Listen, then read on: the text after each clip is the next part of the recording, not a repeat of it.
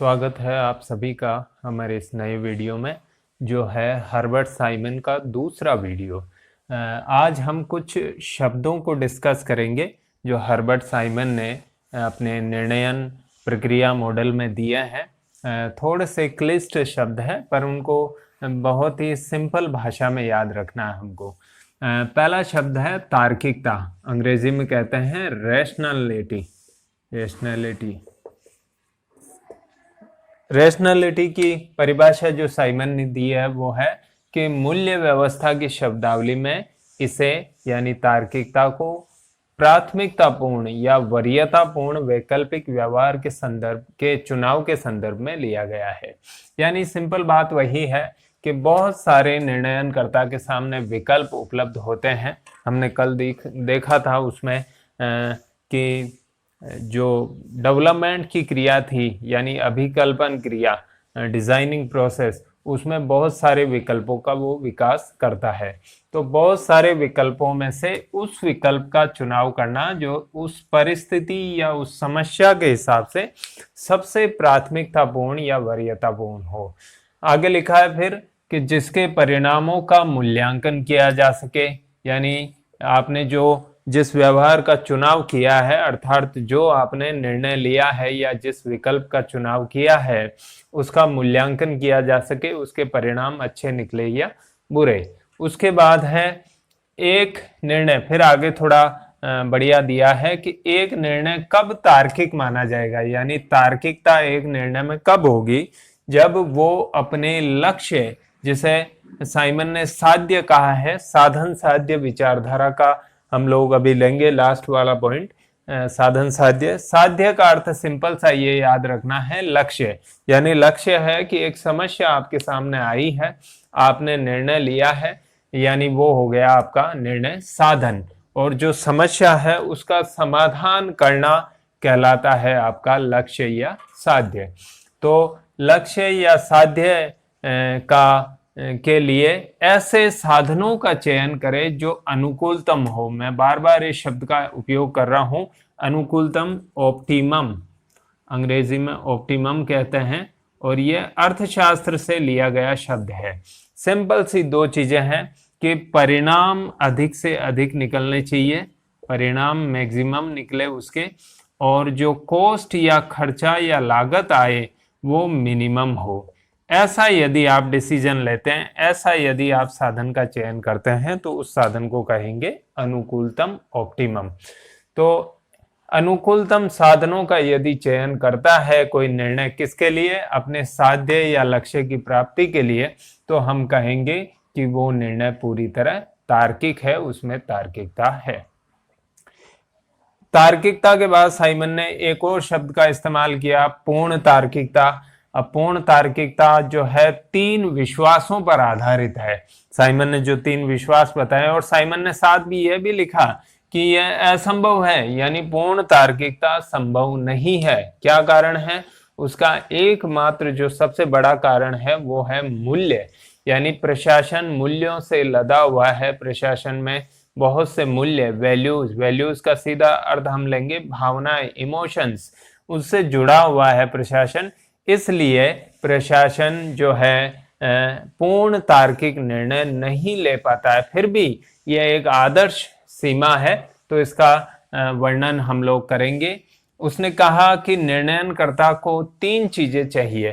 पहली चीज है कि उसे सभी ऑप्शन की जानकारी हो, यानी एक समस्या, एक जो प्रॉब्लम है, एक जो काम किया जाना है, उसके समाधान के संसार में, इस सृष्टि में जितने भी विकल्प हैं सभी की जानकारी उसे होना जरूरी है।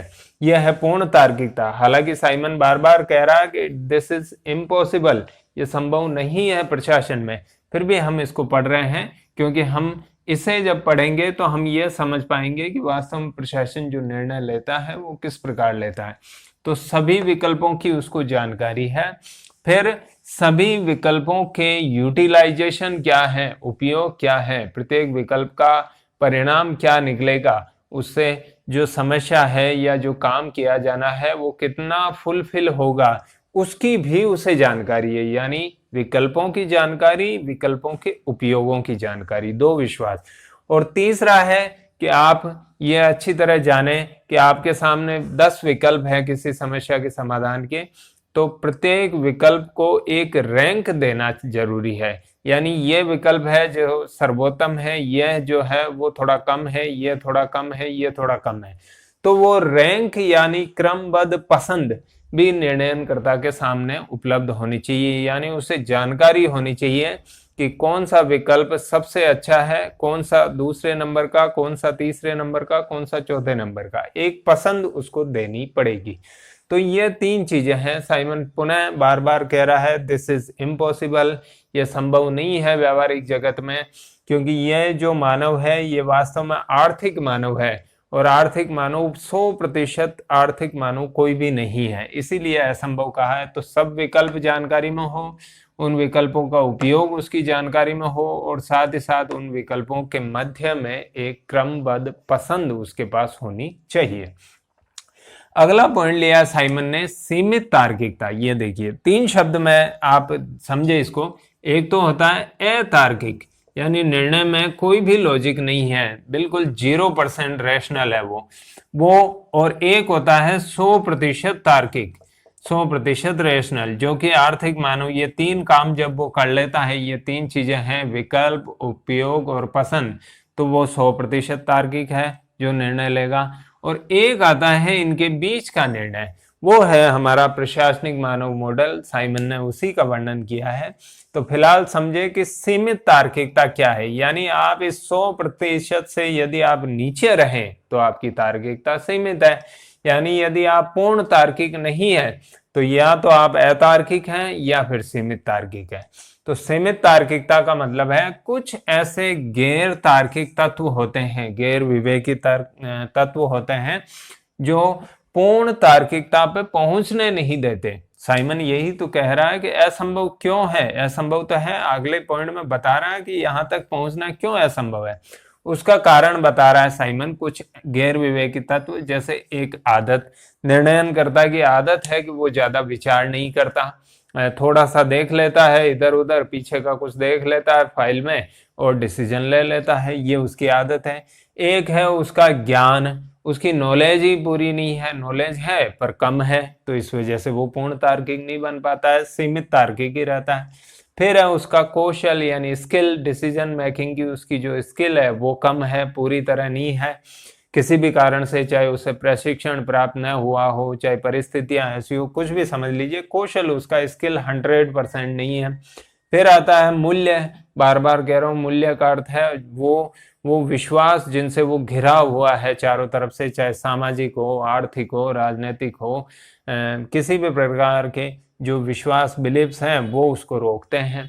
फिर उसके बाद आता है अवधारणा, यानी जो समस्या है उसका ही उसे पूरा ज्ञान नहीं है, कंसेप्ट उसकी क्लियर नहीं है।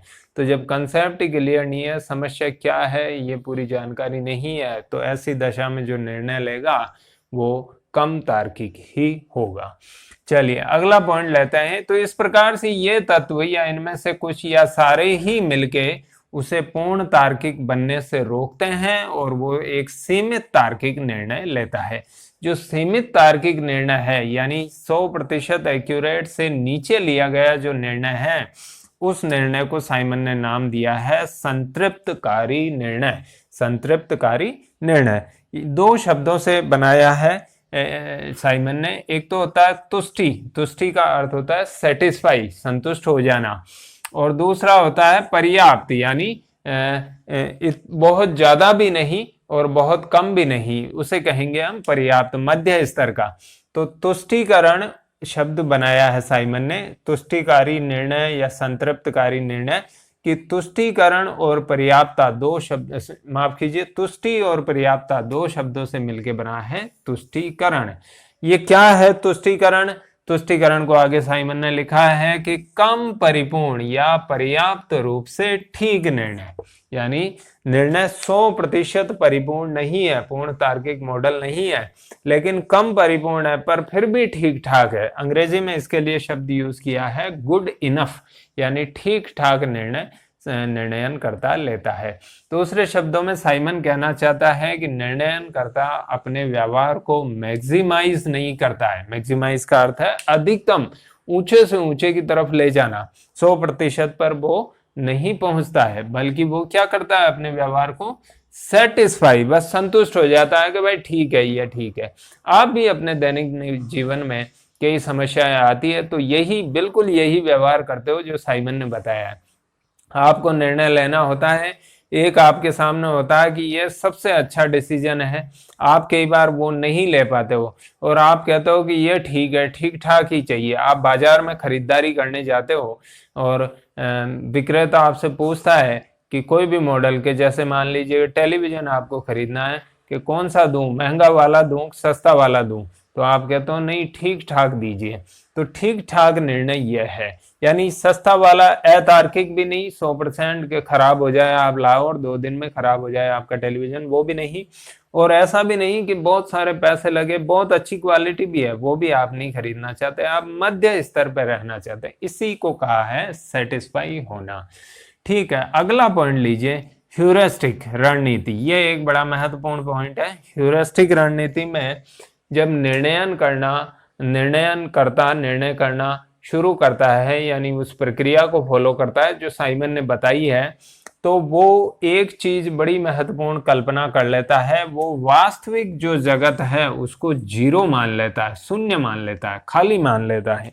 यानी जब वो निर्णय करता है तो वो ये नहीं देखता कि मैं जो निर्णय करूंगा उसके, जैसे मान लीजिए कोई फर्म है, कोई कंपनी है, वो एक डिसीजन करती है कि हमें ये नया प्रोडक्ट लॉन्च करना है और इस कीमत में लॉन्च करना है, तो वो निर्णय करते हैं। लेकिन वो उस समय ये कल्पना नहीं करते कि सामने वाली जो कंपनी है, जो हमारी विरोधी कंपनी है, वो भी इसी प्रोडक्ट को लॉन्च करने वाली है और बिल्कुल इसी कीमत पर लॉन्च करने वाली है। तो फिर हमारा जो निर्णय है वो 100% एक्यूरेट नहीं रह पाएगा। पर वो इस चीज की टेंशन नहीं लेता, वो यह समझता है कि मेरे सामने कोई नहीं है, मैदान बिल्कुल खाली है, तो शून्य मान लेता है वास्तविक जगत को। ऐसा ही वो कई बार निर्णय की क्या प्रतिक्रिया होगी, निर्णय सफल होगा, असफल होगा, उस समय परिस्थिति आएगी तो क्या होगा, ऐसा वो बिल्कुल सिंपल बातें सोच लेता है। यानी कि वो वास्तविक जगत की जटिलताओं को ज्यादा विचार नहीं करता। ऐसा अनुभव, आदत, ज्ञान, इसके आधार पर डिसीजन करता है। वो जैसा ऊपर बताया, आदत, ज्ञान, कौशल, मूल्य, अवधारणा, इन सब बातों पर ठीक ठाक वो निर्णय कर लेता है ताकि उसको ज्यादा विचार ना करना पड़ा। ये बड़ी महत्वपूर्ण बात है। ज्यादा विचार करता है, वो सोचता ही रह जाता, मैं ये करूंगा, सामने वाला ये करेगा, फिर मैं ये करूंगा तो फिर उसके विरोध में वो ये करेगा, फिर मैं ये करूंगा। तो इस तरह वो केवल दिमागी घोड़े जो है या कागजी घोड़े दौड़ाता रहता है और डिसीजन नहीं कर पाता है। इसलिए साइमन ने कहा कि वो ये मान ले, अच्छी भी बात है ये इस दृष्टि से कि उसका निर्णय तुरंत हो जाता है, अन्यथा डिले हो जाए, प्रक्रिया पूरी विचार करता रहे क्रिया प्रतिक्रियाओं की तो डिले हो जाए।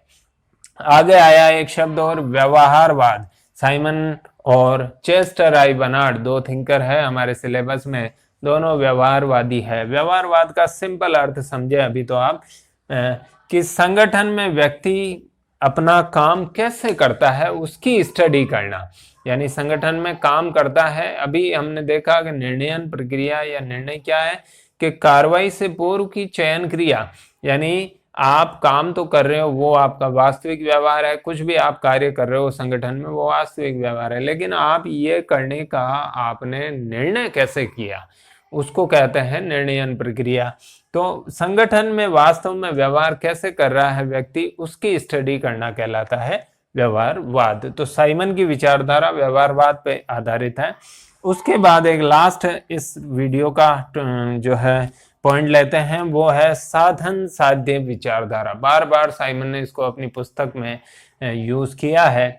साधन का अर्थ क्या है और साध्य का, साध्य समझे पहले। साध्य का अर्थ हुआ उद्देश्य या लक्ष्य, और साधन का अर्थ है कि उस लक्ष्य या उद्देश्य से पहले की अवस्था। यानी सिंपल है कि कोई आपको कार्य करना है, उस कार्य करने के जो तरीके हैं वो सबके सब साधन हैं। काम करने के तरीके या इक्विपमेंट, औजार, सामग्री जो भी चाहिए वो सबके सब साधन है। और साध्य है कि वो जब आप जो आपका लक्ष्य है वो जब फुलफिल हो जाता है तो उसके बाद जो आपको फीलिंग प्राप्त होती है कार्य पूर्ण होने की, वो है साध्य। तो पूर्व अवस्था है साधन और साध्य बाद की अवस्था है। साइमन ने इसको अपने निर्णयन प्रक्रिया में कैसे लागू किया, जो समझिए कि एक निर्णय तार्किक माना जाता है, रैशनल माना जाता है। ये मैं पहले भी बता चुका हूं, फिर एक बार आया।